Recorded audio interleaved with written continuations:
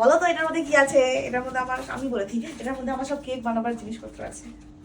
Cake সাজাবার, cake বানাবার ব্লেন্ডারটাও তো আছে। এটা হচ্ছে আমার ম্যানুয়াল হ্যান্ড ব্লেন্ডার।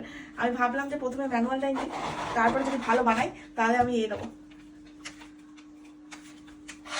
হচ্ছে কেক সাজানো। না, এটা কেকটা উপরে রেখে আইসিং করার জন্য। এছাড়াও আরো অনেক কিছু আছে এর মধ্যে। এটা হচ্ছে ওই ওপরটা থেকে এরকম করার জন্য। এগুলো হচ্ছে সেই একটা হ্যাপি বার্থডেও দিয়েছে। এটা কি এগুলো?